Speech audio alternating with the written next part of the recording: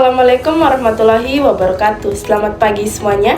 Perkenalkan, saya Rima Rafia, mahasiswa dari jurusan Pendidikan Bahasa dan Seni, Program Studi Pendidikan Bahasa dan Sastra Indonesia, Fakultas Keguruan dan Ilmu Pendidikan, Universitas Tadulako, dengan NIM A11123075. Pada video ini, saya akan mempresentasikan tugas akhir mata kuliah Filsafat Pendidikan yang diampu oleh dosen dengan hormat sesebut namanya, Ibu Nur Halifah, SPD MPD, mengenai dua aliran filsafat pendidikan serta implementasinya dalam pendidikan di Indonesia. Langsung saja ke pembahasannya. Yang pertama, aliran filsafat progresivisme. Aliran filsafat pendidikan pertama yang saya anggap paling cocok untuk diterapkan di Indonesia adalah progresivisme. Progresivisme adalah aliran filsafat pendidikan yang menekankan bahwa pendidikan harus mengikuti perkembangan zaman dan kebutuhan masyarakat. Tokoh utama dari aliran ini adalah John Dewey, yang menyatakan bahwa pendidikan seharusnya berpusat pada siswa dan membantu mereka menjadi warga negara yang aktif, berpikir kritis, dan mampu memecahkan masalah. Di tengah dunia yang cepat berubah seperti sekarang, pendekatan progresif sangat relevan karena mendorong siswa untuk berpikir kritis, mandiri, kolaboratif, serta kreatif. Selanjutnya, implementasi progresivisme dalam pendidikan di Indonesia. Implementasi progresivisme dapat kita lihat dalam kurikulum Merdeka yang sedang dijalankan di Indonesia saat ini.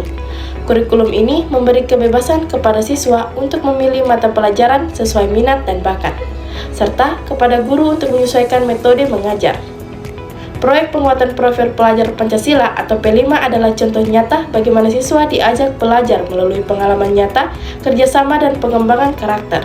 Metode seperti pembelajaran berbasis proyek atau project-based learning, diskusi kelompok, refleksi, dan praktek langsung merupakan bentuk nyata pendekatan progresif.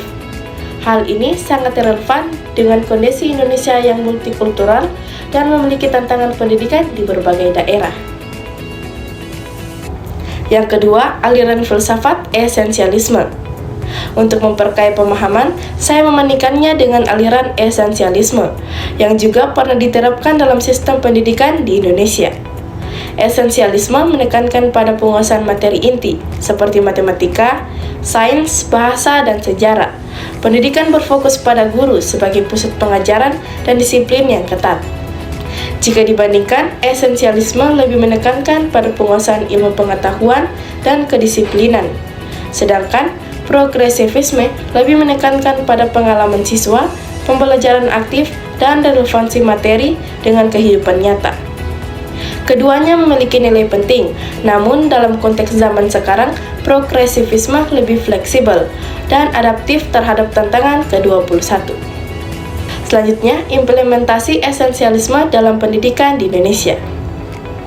Sementara itu, esensialisme juga pernah mendominasi sistem pendidikan di Indonesia, khususnya pada masa kurikulum 1994 dan kurikulum 2006 atau KTSP, di mana fokus pembelajaran adalah penguasaan materi ajar yang ditetapkan pemerintahan, seperti ujian nasional dan hafalan.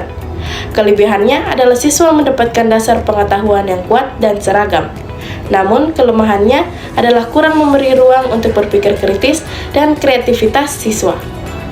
Oleh karena itu, dalam kondisi saat ini, perlu ada keseimbangan antara keduanya, tetapi penekanan pada progresivisme menjadi semakin penting. Nah, dari paparan tadi, dapat disimpulkan bahwa filsafat pendidikan sangat penting dalam membentuk arah, tujuan, dan metode pembelajaran di Indonesia. Melalui filsafat, kita dapat memahami bahwa pendidikan bukan hanya soal menyampaikan materi, tetapi juga tentang membentuk manusia yang berpikir peduli dan bertanggung jawab. Aliran filsafat seperti progresivisme membantu kita menyusun sistem pendidikan yang adaptif terhadap perkembangan zaman. Sedangkan esensialisme membantu kita menjaga fondasi dasar pengetahuan. Maka, filsafat pendidikan harus terus menjadi pijakan dalam merancang kurikulum, melatih guru, dan menetapkan arah kebijakan pendidikan Indonesia ke depannya. Demikian presentasi dari saya. Terima kasih atas perhatian Anda. Wassalamualaikum warahmatullahi wabarakatuh.